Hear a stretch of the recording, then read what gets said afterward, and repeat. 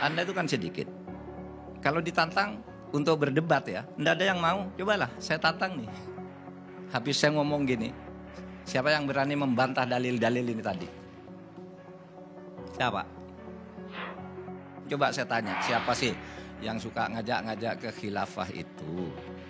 Sistemnya seperti apa? Saya mau ikut kalau ada. Kalau katakan radikal, seakan-akan kita menuduh orang Islam radikal. Tidak. Orang Islam justru tidak radikal di Indonesia ini. Ada seorang tokoh ini, baru kemarin bilang nih, umat Islam tersinggung karena pemerintah menuduh orang Islam radikal. Pemerintah yang mana yang nuduh? Pak, di negara Islam itu tidak ada korupsi. Lah, di Saudi Arabia korupsinya banyak. Itu pangeran-pangerannya baru ditangkap. Pak, kalau berlaku hukum potong tangan, aman negara. Lah, di Saudi Arabia tiap hari Jumat ada orang dipotong tangan, berarti hukum sudah berlaku, masih ada orang mencuri juga. Kemarin saya Jumatan, hari Jumat pertama di Masjid Kementerian Pertahanan. Keluar dari masjid kepada wartawan yang sudah mengerubungi saya bilang, enak nih ceramah di masjid, bagus. Kemenhan, ceramahnya sejuk, bicara soal pendidikan bagi anak-anak untuk mengantar masa depannya. Jadi kalau berceramah di masjid itu ya seperti itu, menyejukkan dan tidak mengadu domba. Tidak suka mengkafir-kafirkan orang hanya karena perbedaan pendapat. Nah, itu yang saya katakan. Dan berita itu benar sih, seperti disiarkan oleh TV-TV. Tapi kemudian kan memang ada rombongan-rombongan hoax itu yang selalu membuat berita itu dipelintir.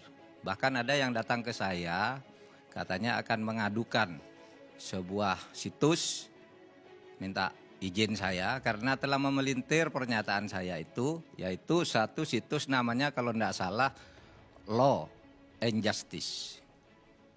Situs itu menulis begini, Mahfud MD melarang orang mengatakan kafir di masjid. Itu berita yang menyesatkan karena saya tidak pernah melarang orang mengatakan kafir di masjid. Saya bilang jangan takfiri. Takfiri itu suka mengkafirkan orang yang berbeda. Kalau misalnya orang tidak pakai cadar dibilang kafir. Orang kalau tidak begini dibilang kafir. Kalau tidak ikut sistem ini dibilang kafir. Padahal pendapat itu banyak. Jadi saya katakan jangan takfiri. Kalau soal kafir saya sendiri sehari minimal 10 kali menyebut kafir. Minimal 10 kali. Kenapa dilarang menyebut kafir? Orang kafir itu memang ada di ayat Al-Quran. Misalnya di mana? Saya setiap hari Bang Karni membaca surat Al-Kahfi, surat Yasin, dan surat Al-Waqiah, dan surat Al-Kafirun. Itu semua ada kata kafirnya. Misalnya di dalam surat Kahfi itu ada kata wa ammal gulam fakana abawahu mu'minain fakhoshina ayyurhiqohuma tuyana wa kufro. Kafir. Saya katakan itu, siapa yang melarang orang bilang kafir? Ada lagi wa arubna jahannama yaumaidzil lil kafirin ardo. Kafir. Ada lagi islauhal yauma bima kuntum takfurun di surat Yasin. Qul ya ayyuhal kafirun. Surat Al-Kafirun. Jadi bilang kafir itu boleh, itu fakta. Tetapi jangan menuduh orang lain kafir. Dan jangan memusuhi orang yang menurut agama kita itu kafir. Mereka punya agama sendiri. Sehingga kalau dibalikkan kita yang kafir menurut agama mereka. Nah, itu maksud saya, jangan suka mengkafirkan orang. Nah, ini yang membelok-belokkan berita begitu, itu kemudian dikembangkan oleh rombongan-rombongan medsos yang sebenarnya pengikutnya hanya beberapa ekor aja gitu. Mengembangkan itu seakan-akan gawat, Mahfud MD melarang bilang kafir. Nah, saya bilang kafir, sekarang aja saya mau bilang kafir. Bahwa kafir itu banyak gitu. Yang penting jangan suka mengkafirkan orang dan jangan menimbulkan permusuhan karena agama itu adalah untuk kedamaian diturunkan ke muka bumi. Itu visi, bagian dari visi pemerintahan tentang hubungan agama dan negara dan Al-Quran. Saya punya keyakinan bilang kafir itu boleh, tapi jangan mengkafir-kafirkan orang hanya karena memilih jalan atau memilih faham bahwa misalnya sistem kenegaraan di Indonesia ini adalah sistem yang sudah sesuai dengan syar'i. Lalu bilang begitu dibilang kafir. Mari saya jelaskan sekarang. Di dalam Islam ya, ada ajaran tentang khilafah. Ada, saya nanti bacakan dalil-dalil. Tapi tidak ada di dalam Islam itu ajaran tentang sistem khilafah. Paham? Baik, saya bacakan nih dalilnya. Kata-kata istilah yang dipakai di dalam Islam tentang khilafah atau yang disamakan dengan khilafah, misalnya Qulillahumma malikul mulk. Al-mulk itu adalah organisasi kekuasaan juga salah satu artinya. Ada lagi waja'alnakum khulaif. Sayalah Allah yang menciptakan khalifah. Bukan khalifah, bukan khilafah, tapi khalifah. Artinya banyak macamnya. Sehingga sistemnya juga bisa beda. Alladzi lam yukhlaq mithluha fil bilad. Itu kota Iram yang ada di sebuah negeri di kaum Ad. Itu ada kota namanya, di mana tidak ada kota yang seperti negeri Iram itu. Kota Iram itu juga khilafah, pemerintahan artinya. Satu organisasi manusia yang dipimpin oleh pemerintah.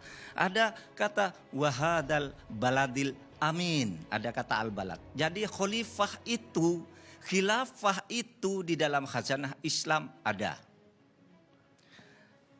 Tetapi tidak ada sistem pemerintahan di dalam Islam itu.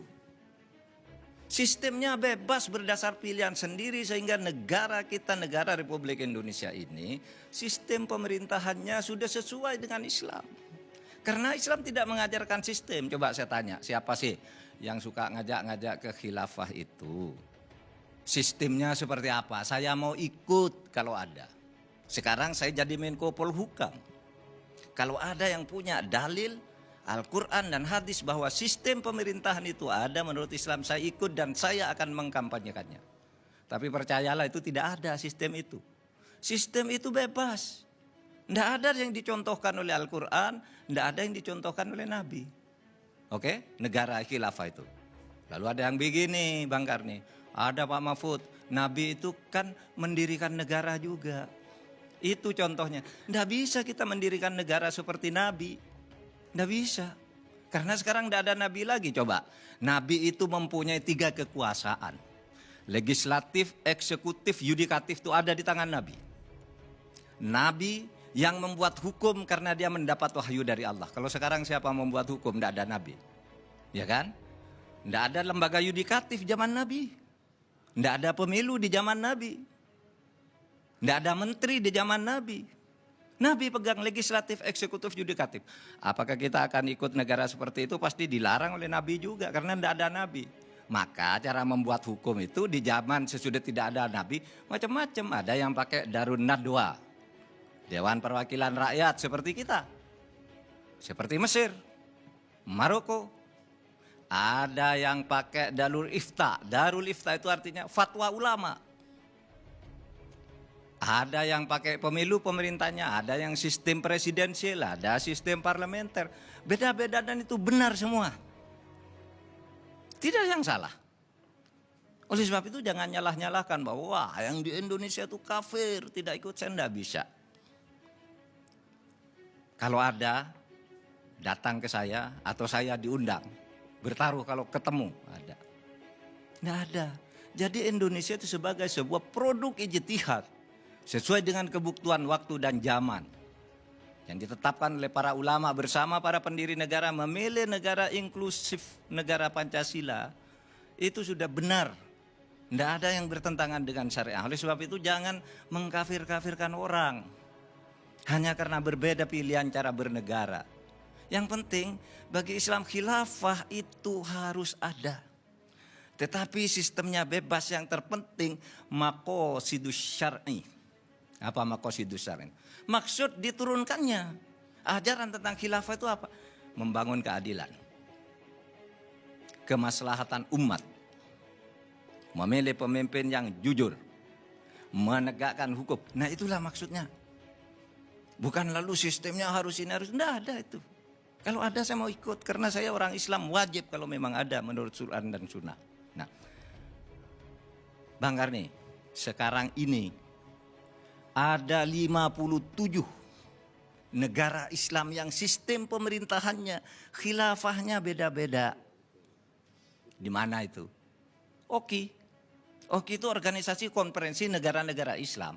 Itu sistem pemerintahnya beda-beda. Dan tidak ada yang mengatakan yang satu kafir, satu tidak. Kenapa kita kok ada gerakan di sini kafir? Kita sudah hidup nyaman zaman selama puluhan tahun, rukun, beragama. Lalu sekarang muncul kaum-kaum takfiri itu. Yang selalu ingin mengkafirkan orang. Dan saudara, itulah yang disebut radikal. Tetapi jangan salah paham ya. Jangan salah paham. Kalau katakan radikal seakan-akan kita menuduh orang Islam radikal.